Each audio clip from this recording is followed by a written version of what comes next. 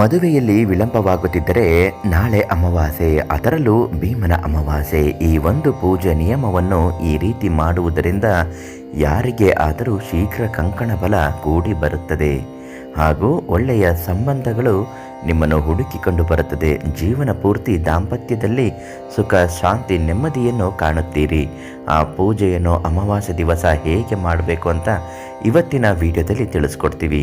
ನಿಮ್ಮ ಯಾವುದೇ ಒಂದು ಸಮಸ್ಯೆಗಳ ಶಾಶ್ವತ ಪರಿಹಾರಕ್ಕಾಗಿ ಪಂಡಿತರು ಶಿವಾನಂದ ಗುರೂಜಿ ಇವರಿಗೆ ಒಂದು ಕರೆ ಮಾಡಿ ನಿಮ್ಮ ಎಲ್ಲ ಸಮಸ್ಯೆಗೂ ಶಾಶ್ವತ ಪರಿಹಾರವನ್ನು ನೀಡುತ್ತಾರೆ. ಇವರು ತಿಳಿಸಿರುವ ಹಾಗೆ ಭೀಮನ ಅಮಾವಾಸ್ಯೆಯ ದಿನ ಅತ್ಯಂತ ಅದ್ಭುತವಾದ ಪರಿಣಾಮಕಾರಿಯಾದ ದಿನ.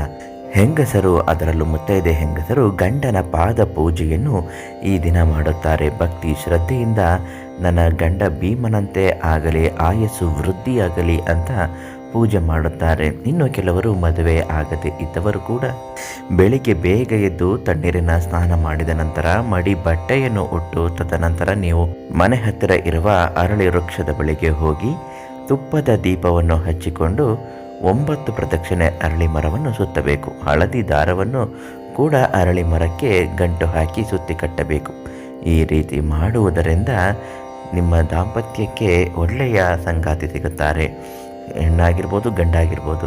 ಈ ಒಂದು ಪರಿಹಾರವನ್ನು ಭೀಮನ ಅಮಾವಾಸ್ಯೆ ದಿನ ಮಾಡುವುದರಿಂದ ಕೂಡ ಅದ್ಭುತ ಶುಭ ಫಲಪ್ರದಾಯಕಗಳು ಆಗುತ್ತದೆ. ಪ್ರೀತಿಯಿಂದ ನೋಡಿಕೊಳ್ಳುವಂತಹ ಹೆಂಡತಿಯು ಸಿಗುತ್ತಾಳೆ, ಕರುಣೆಯಿಂದ ನೋಡಿಕೊಳ್ಳುವಂತಹ ಗಂಡ ಸಿಗುತ್ತಾನೆ. ಒಟ್ಟಿನಲ್ಲಿ ನಿಮ್ಮ ಸಾಂಸಾರಿಕ ಜೀವನ ಚೆನ್ನಾಗಿರಬೇಕು ಅಂದರೆ ಅಮಾವಾಸ್ಯೆ ದಿನ, ಅದರಲ್ಲೂ ಭೀಮನ ಅಮಾವಾಸ್ಯೆ ದಿನ ಇಂತಹ ಪೂಜೆಯನ್ನು ಮಾಡಿ ಸಂಕಲ್ಪವನ್ನು ಮಾಡಿಕೊಳ್ಳಿ. ಮದುವೆಯಾದಾಗ ನನ್ನ ಗಂಡನನ್ನು ನಿನಗೆ ಕರ್ಕೊಬಂದು ದರ್ಶನ ಮಾಡಿಸ್ತೀನಿ ಅಂತ ಹೇಳಿದ್ರೆ ಸಾಕು, ತುಂಬಾ ಒಳ್ಳೆಯದಾಗತ್ತೆ. ನಿಮ್ಮ ಬದುಕಿನಲ್ಲಿ ಜಾತಕಗಳ ವಿಶ್ಲೇಷಣೆಗಳಾಗಿರಬಹುದು, ಪತಿ ಪತ್ನಿಯರ ತೊಂದರೆಗಳಾಗಿರಬಹುದು, ದುಡ್ಡು ಕಾಸಿನ ಸಮಸ್ಯೆಗಳಿರಬಹುದು, ಪ್ರೇಮದ ವಿಚಾರಗಳಲ್ಲಿ ಆಗಿರುವಂತಹ ಕಷ್ಟಗಳು, ನೋವುಗಳು ಇರಬಹುದು. ಏನೇ ಇದ್ದರೂ ಶಾಶ್ವತ ಪರಿಹಾರಕ್ಕಾಗಿ ಪಂಡಿತ್ ಶಿವಾನಂದ ಗುರುಗಳಿಗೆ ಒಂದು ಫೋನ್ ಮಾಡಿ ಪ್ರತಿಯೊಂದು ಸಮಸ್ಯೆಗೂ ಇವರು ಪರಿಹಾರವನ್ನು ನೀಡುತ್ತಾರೆ.